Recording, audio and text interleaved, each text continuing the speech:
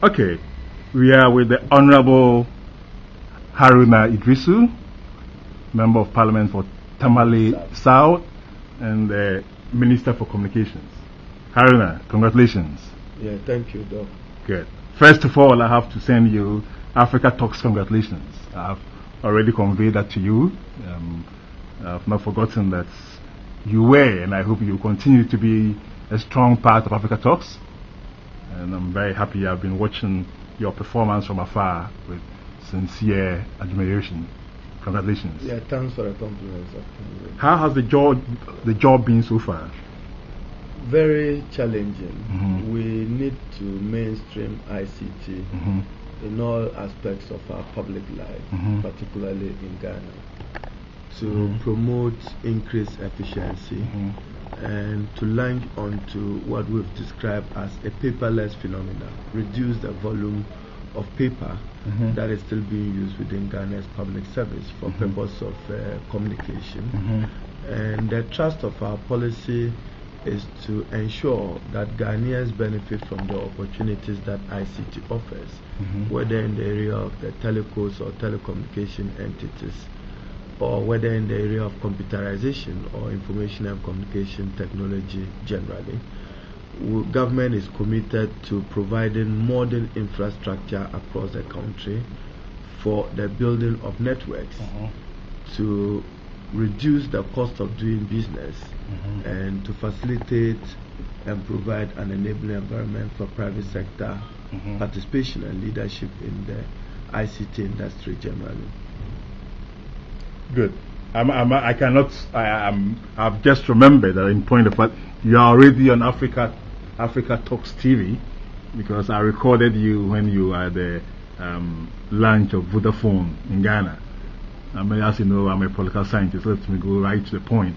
That seemed to me like a quite difficult assignment. Not necessarily. There were very critical questions that the Ghanaian people asked prior to the sales and purchase agreement, which was entered into between the government of Ghana and Vodafone International. Now, those questions we need to find answers to, and we've set up a review committee which is currently looking at the issue to make appropriate recommendations to government. For instance, one wants to know what informed an indemnity clause in the agreement, how we explain the use of the escrow account, about $63 million which went into the escrow. There was also a shareholder loan agreement of about $228 million. One is interested in how that was utilized and what the economic and financial implications of the transaction was for government under a cash-free, debt-free basis.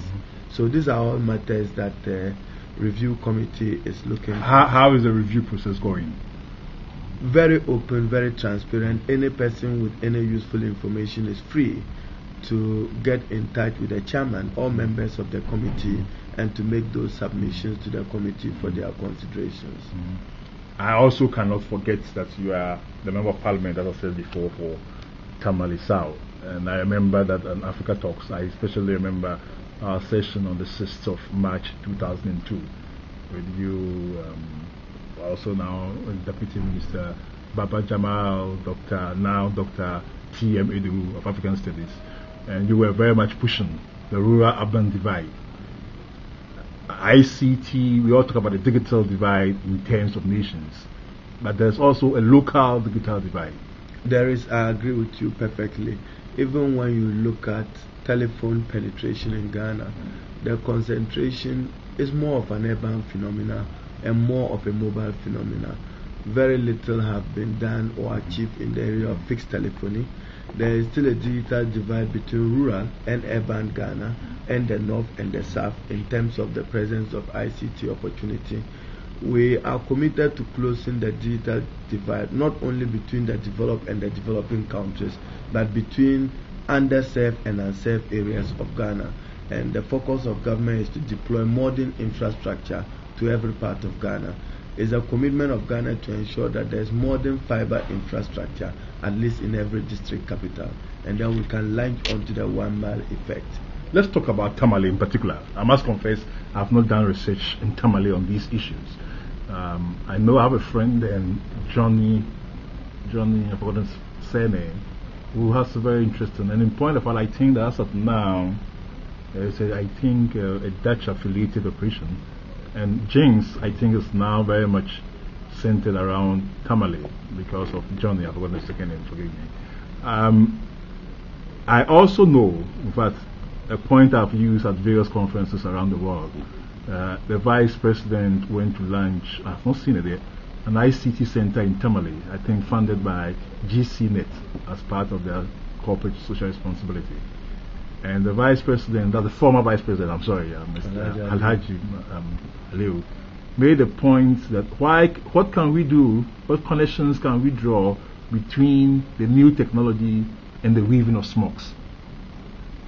And for me, that was a very real, that's where we should be going. To use Negroponte's terms, we have to be missing bits and atoms. We have to merge the new technologies in our legacy ways of doing things. I essentially agree with that position. The ICT center is sitting opposite to Ajay Hotel in Tamale. It is itself underutilized or not even being used to its fullest potential. It is under the control of the Tamale District Assembly. Oh, really? And I agree with the principle that many of our entities, private or public, must use information communication technology for improved efficiency in their delivery. I mean, with ICT, you can meet timelines. With ICT, there can be an improvement even in the quality of your products. With ICT, there will be access to larger market if you are able to situate yourself well. So I do agree with him that if you take, for instance, the weaving industry, you want to see a mix of what will give you better colors. You may want to employ an ICT software or a technology to be able to do that. There are some of the colors or textures which respond to some cultural background. Yeah. You can do so taking advantage of ICT. Excellent. But let me go back. So you say, because I myself, I'm still doing research in the central region, and I find our whole rural telematics, not the policy, I don't really think there's much of a policy, but the procedure is quite confused. Because we also have the community information centers. Do you have a community information center in Tamale? Yes, we have requested for one, and one is to be situated at Kuku in Tamale, funded by the Ghana Investment Fund for Communications, GIFEC, previously referred to as Giftel, and we intend to network it. In your own mind, what is the significance of the change from Giftel to GIFEC? Oh, it was just a question of a change in legislation. It's the same fund from telecoms, which will be used to support telecoms related development within that industry, construction of common platform and marks. We are promoting co-location, and we are insisting on voluntary co-location.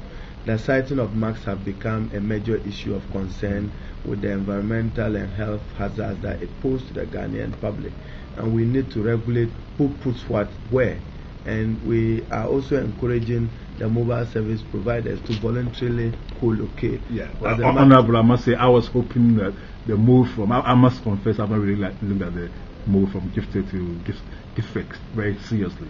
But I was hoping that it was, because I want to believe that part of our own work on rural telematics, I have no direct evidence of that, but I would always say that I want to believe. We haven't done much in that area, and in the course of this year, we intend to launch a new policy initiative which will zone the country into 5 to allow for private sector players who are interested in provision of fixed telephony in rural areas to be able to deploy.